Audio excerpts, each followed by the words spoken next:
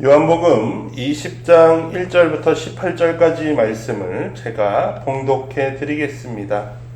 안식 후 첫날 일찍이 아직 어두울 때에 막달라 마리아가 무덤에 와서 돌이 무덤에서 옮겨진 것을 보고 시몬 베드로와 예수께서 사랑하시던 그 다른 제자에게 달려가서 말하되 사람이 주님을 무덤에서 가져다가 어디 두었는지 우리가 알지 못하겠다 하니 베드로와 그 다른 제자가 나가서 무덤으로 갈새 둘이 같이 다름질하더니 그 다른 제자가 베드로보다 더 빨리 가서 먼저 무덤에 이르러 구부려 세마포 놓인 것을 보았으나 들어가지는 아니하였더니 시몬 베드로는 따라와서 무덤에 들어가 보니 세마포가 놓였고 또 머리를 쌌던 수건은 세마포와 함께 놓이지 않고 딴 곳에 쌌던 대로 놓여 있더라.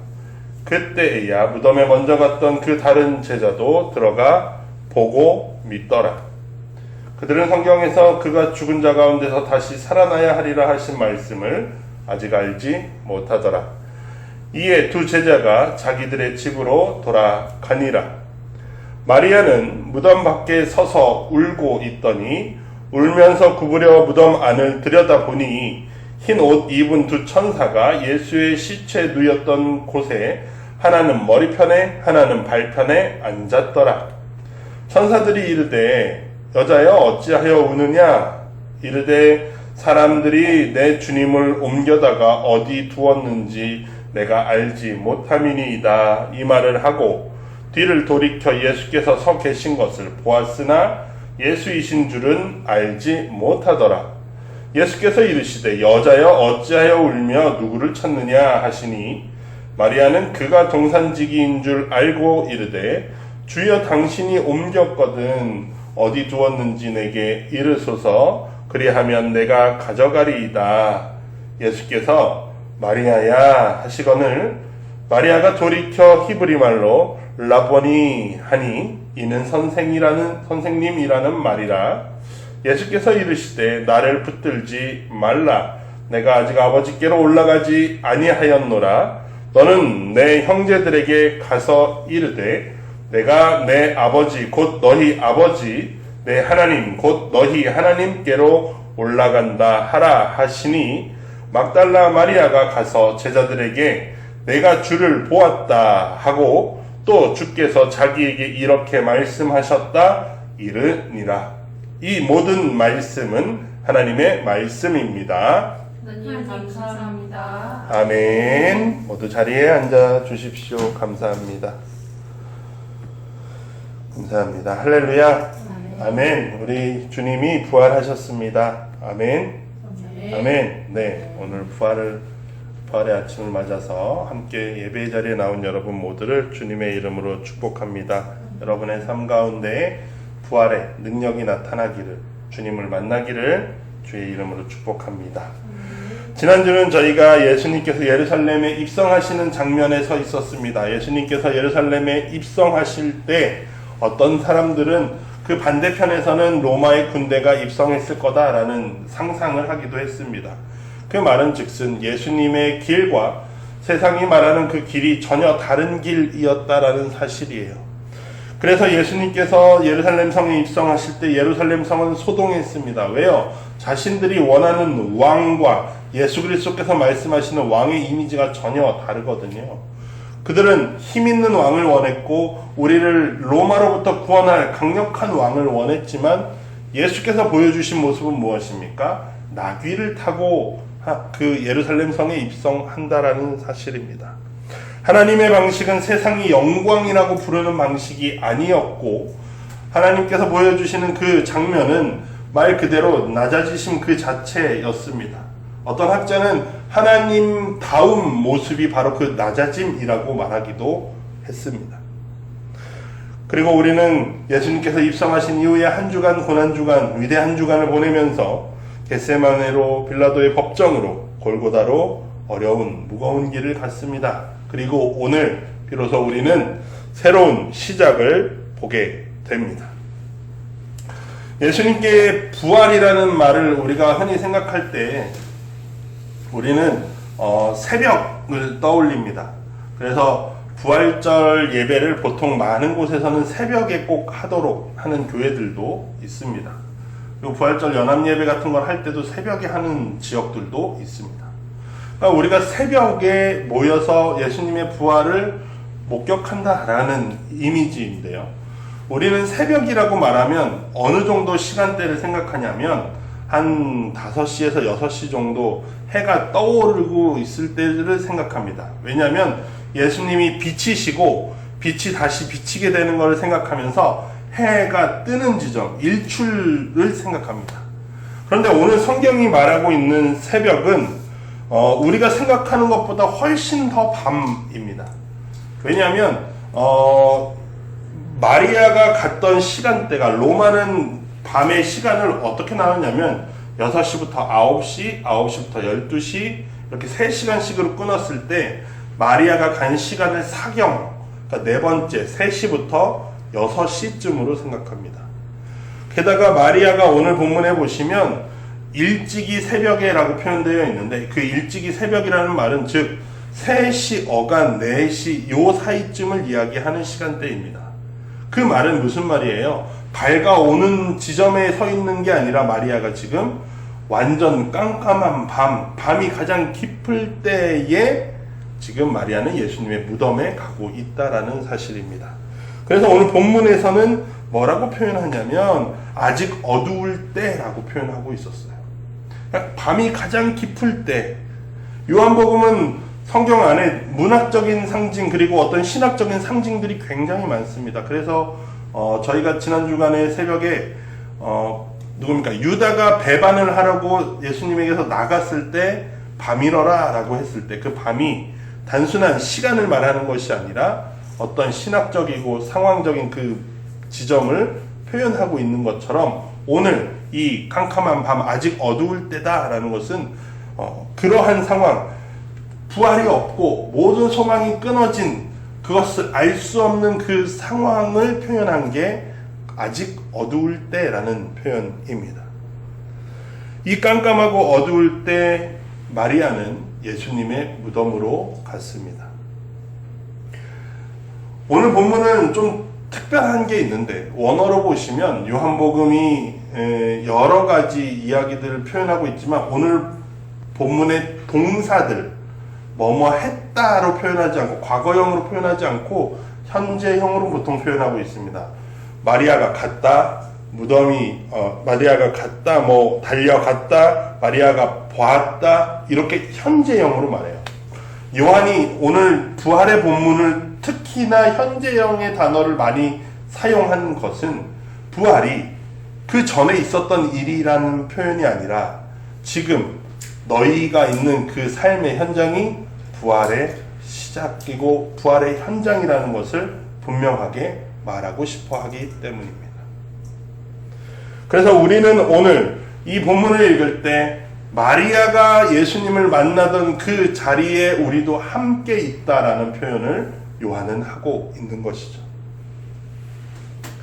오늘 본문을 시작하면서, 오늘 말씀을 시작하면서 마리아에 대해서 여러분 아시는지 모르겠어요. 여러분 막달라 마리아에 대해서 아시나요? 막달라 마리아 어떻게 알고 계시죠? 모르시도 괜찮습니다. 모르셔도 괜찮아요. 막달라 마리아는요, 사람들이 오해를 가장 오랫동안 가지고 있었던 사람 중에 한 명입니다. 성경 안에서. 막달라 마리아를 어떤 사람들은 그 간음하다 잡혀온 여인, 혹은 그 향유 옥합을 부었던 그 여인, 그리고 귀신 7 들렸던 여인, 이렇게 합쳐서 생각하다 보니까 이 마리아에 대한 사람들의 이미지는 이 여성은 그 몸을 팔던 매춘부였어 라고 생각합니다. 그런데 그런 것은 590년쯤에 교황이었던 그레고리우스 1세에 의해서 생겨난 실수입니다. 근데 그 이후로 1000년이 넘는 시간 동안, 1500년이 넘는 시간 동안 사람들은 이 막달라 마리아에 대해 오해하면서 자꾸 그 해석을 사용했어요. 1960년대쯤 와서 로마 교황청에서는 우리가 그 부분에 대해 실수했다라고 아예 오류 수정을 했습니다. 근데 사람들이 이미 쌓여온 여러 정보들이 있으니까 그렇게 표현되지 않죠. 그래서 여러 성화들에서 막달라 마리아는 조금 그런 오해 가운데 표현되어 있습니다. 그리고 또 최근 몇십 년에는 여러 가지 문서들이 이제 발굴됩니다. 그러다 보니까 여러 위경들도 발견되는데 그 안의 내용을 사람들이 보고서 마리아가 예수님께 입을 맞추었다 뭐 이런 표현들이 있거든요. 근데 이것이 단순히 실제적인 입맞춤이 아니라 어떤 문학적이고 신학적인 표현인데 그것에 대해서 사람들이 이제 소설을 쓰기 시작합니다. 그래서 예수님의 연인이 막달라 마리아였다라고 표현하기도 했어요. 그래서 가장 대중적으로 사람들에게 확 왔던 그 오해를 쌓게 만들었던 책 중에 하나가 다빈치 코드 같은 책입니다. 다빈치 코드에서는 예수님과 막달라 마리아가 아이를 낳았고 그 후손이 뭐 어디에 살고 있으면 뭐 이런 이야기들이 있잖아요. 근데 앞서 말했던 막달라 마리아가 몸을 파들한 여인이었다라는 이야기나 예수님의 연인이었다라는 이야기 모두는 성경에서 그렇게 구체적으로 이야기되고 있지 않는 이야기예요.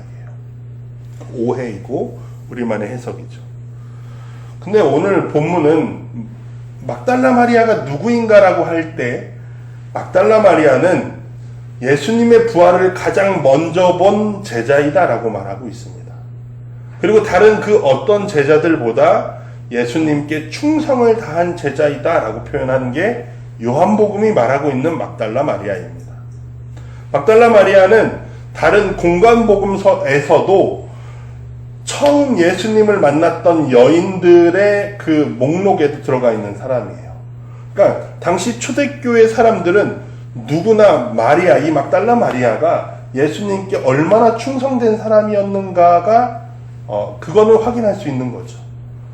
요한복음에서는 막달라 마리아는 예수님이 십자가 달렸을 때도 십자가 아래에 있던 사람입니다.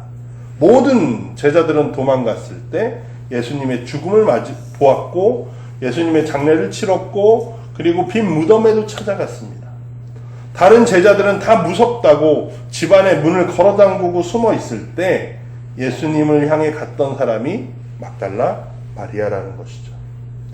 그리고 중요한 건 부활의 첫 소식이 이 충성된 제자에게 전해졌다라는 사실입니다. 마리아가 무덤에 왔을 때 돌이 옮겨진 것을 보았습니다. 그래서 베드로와 사랑하는 제자 요한복음에서 말하는 그 요한이라고 표현할 수 있는 그 사랑받는 제자에게 가서 말합니다. 두 사람이 막 달려옵니다. 막 달려와서 무덤 안에 들어가서 봅니다. 예수님의 몸을 이렇게 감쌌던 배의 옷 그리고 얼굴을 덮었던 수건이 고스란히 접어져 있습니다. 만약에 예수님의 시신을 누가 훔쳐갔더라면 그것이 그냥 가지런히 있을 필요가 없겠죠. 누가 예수님의 시신을 훔쳐가면서 이걸 이렇게 잘 고스란히 접어놓겠어요. 근데 이것들이 잘 접혀있는 것을 봅니다. 그리고 그 사랑하는 제자 8절에서 특히나 8절에서 보면 예수님이 없다라는 사실을 보고 믿었다라고 표현합니다.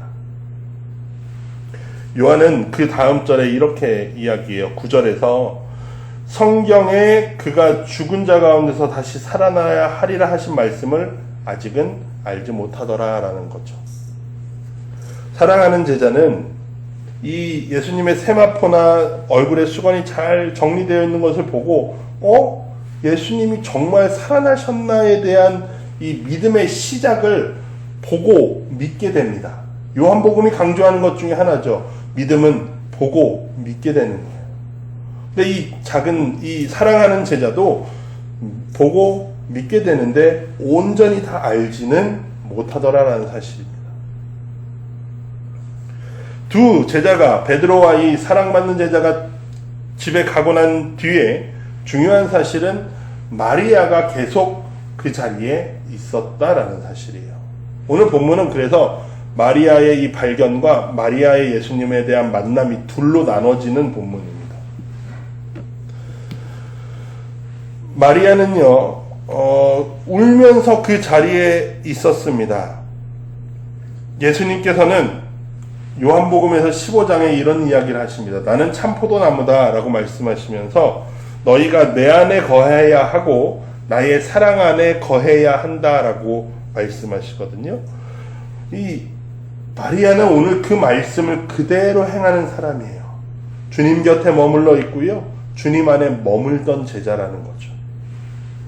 그리고 그 말씀을 몸으로 살아낼 때 그녀가 말씀이 나의 삶이 되게 할 때 그녀는 뭘 발견하게 됩니까?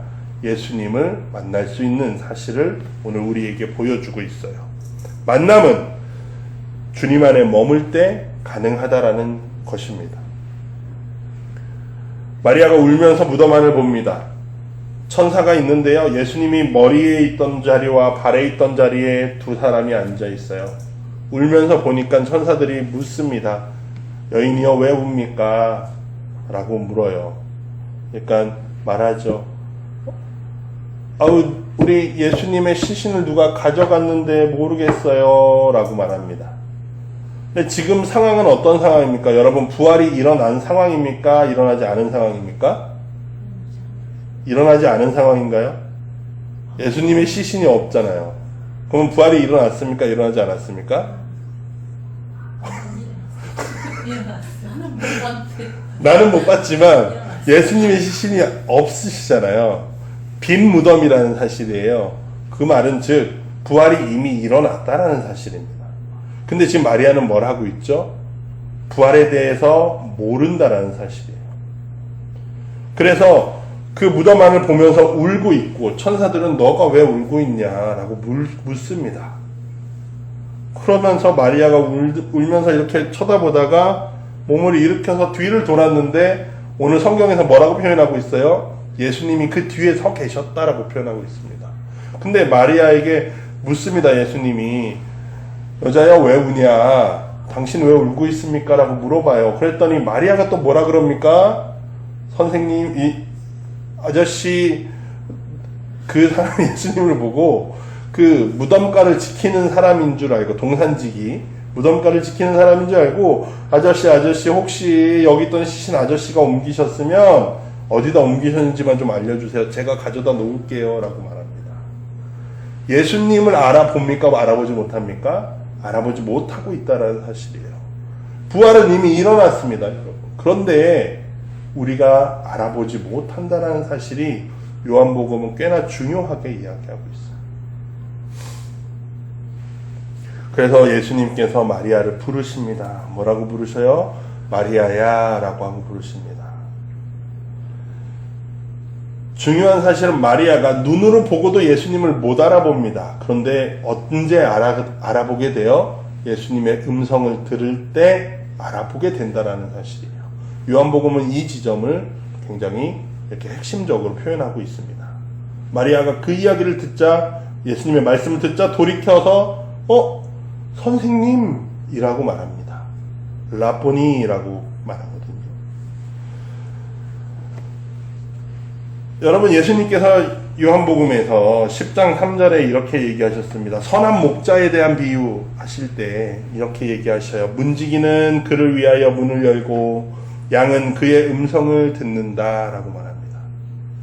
자기 양의 이름을 각각 불러서 인도하여 내신다 라고 표현하는데 지금 그 장면이 고스란히 지금 부활의 장면에서 나타나고 있는 거예요. 말씀이 실제가 되었습니다. 목자는 군중을 향해 말하지 않고 이 자기의 양을 향해 말씀하신다라는 거예요. 마리아라고 하는 한 사람을 위한 그 단어. 주님은 사랑하는 제자, 그 예수님이 사랑하셨던 그 제자에게는 보고 믿게 하셨습니다. 그러나 완전하지 않으셨죠. 완전하지는 않았습니다. 또 마리아에게는 자기의 이름을 듣고 마음의 문을 열게 하십니다. 믿음의 길로 나오게 하셔요. 두 가지 방법은 모두 진리를 향하고 있어요. 주님을 알게 되고 믿게 되는 길로 가는 방향이에요. 부활은 이런 증거 이전의 관계의 문제가 되어지는데요. 빈 무덤이 비어있는 예수님이 없네 라고 하는 그 빈 무덤이 우리의 믿음의 시작을 의미한다라면 우리의 믿음을 더욱더 단단하게 완성해 가시는 것은 주님의 부르심이라는 사실입니다. 그리고 중요한 사실은 예수님께서 여기서 끝나는 것이 아니라 만나고 끝나는 것이 아니라 예수님께서 마리아를 어떻게 하십니까? 제자들에게 보내신다라는 사실입니다. 18절에서 막달라 마리아가 가서 내가 주님을 봤습니다. 주님이 나에게 이렇게 말씀하셨어요. 라고 말합니다.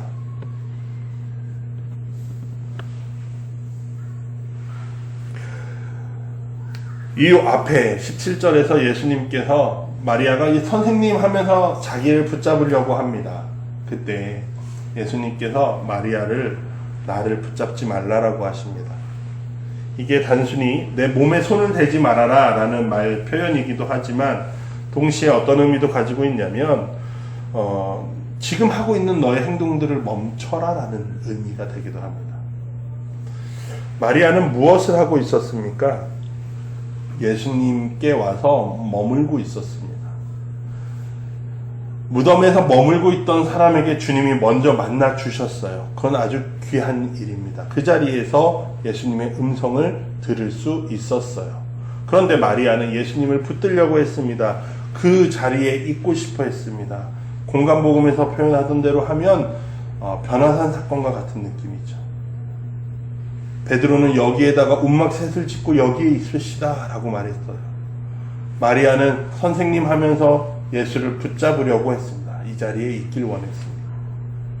그런데 예수님께서는 그 행동을 멈추라고요 말씀하십니다. 이대로 머무는 것이 아니라 뭐 하라고요? 너가 가야 한다라고 말씀하십니다.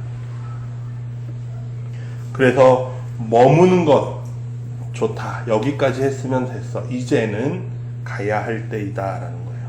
머물던 자리가 끝나고 보내시는 자리로 전환되는 게 오늘 이 18절의 이야기가 됩니다. 어둠에서 시작했던 그 사람, 왜 그 무덤에 갔는지는 모르겠지만 가장 힘들고 괴로워했던 그 사람 중에 하나, 가장 예수님을 사랑했고 충성했던 사람 중에 하나, 그 사람, 예수님 곁에 예수님 안에 머물러 있던 그 사람이 부활의 첫 번째 증인이 되었다라는 사실입니다. 그래서 초대교회는 마리아에 대해서 뭐라고 불렀냐면 사도들에게 파송된 사도라고 불렀습니다. 예. 세상은 여성이라는 제자를 말하고 싶어 하지 않습니다. 그래서 어쩌면 공간복음서에서는 막달라 마리아에 대한 강조를 하고 있지 않은 걸지도 몰라요. 세상은 힘없는 누군가가 아닌 위대한 영웅을 보고 싶어 합니다. 세상은 무언가 능력이 있는 그 사람에게 능력 있는 일을 행해야지 합당하다라고 생각합니다. 그런데 부활의 사건은 우리에게 다른 세상을 이야기하고 있어요. 어떤 세상입니까? 다른 상상력으로 말합니다. 누가 첫 증인이라고요? 여인이 첫 증인이라고 말합니다. 그런데 이 여인은 제자로서 아주 충성된 제자이다라는 표현도 하고 있는 거예요. 주님 안에 머무는 자가 부활을 볼 수 있다라고 이야기합니다. 그 음성을 들을 수 있고 복음을 전할 수 있는 것은 주님 안에 머무는 자다. 그리고 주님 안에 머무는 자가 복음을 전하는 그 일들, 그것은 음성을 들었을 때 주님이 보내실 때 가능하다라는 거예요. 그래서 제자들은 그 음성을 듣게 되었고 주님을 만나게 되었고 그래서 교회를 세우게 되었다라는 사실입니다. 사랑하는 성도 여러분, 오늘 부활하신 주님이 우리에게도 동일한 말씀을 하고 계십니다. 우리는 사순절이라는 시간들을 길게 보내왔습니다. 6주간의 시간을 보내왔고요. 오늘 부활절까지 하면 40일까지 이렇게 쭉 보내왔습니다. 이 기간 동안에 우리는 머물면서 무엇이 주님을 향한 것이고 무엇이 주님의 고난이었고 나는 어떤 인간이고 나는 누구이며 내가 어떤 존재인지에 대해서 이렇게 머물면서 주님 곁에 머물면서 이해하는 시간을 가져왔습니다. 그렇다면 이제 부활절 절기에는 우리는 어떻게 돼야 됩니까? 주님께서 나를 만지지 말라라고 하셨던 것처럼 거기에 머물지 말라. 이제는 가야 할 때다라고 말씀하고 계십니다. 부활하신 주님이 우리를 보내십니다. 어디로 가야 합니까? 무엇을 전해야 합니까? 마리아가 그랬던 것처럼 그 답은 머물러 있는 우리에게 말씀하신 주님의 음성을 들을 때 가능할 겁니다. 주님의 음성을 듣게 되기를 주님의 이름으로 축복합니다. 예, 여러분의 이름을 부르시고 여러분에게 부활의 능력을 보이시길 원합니다.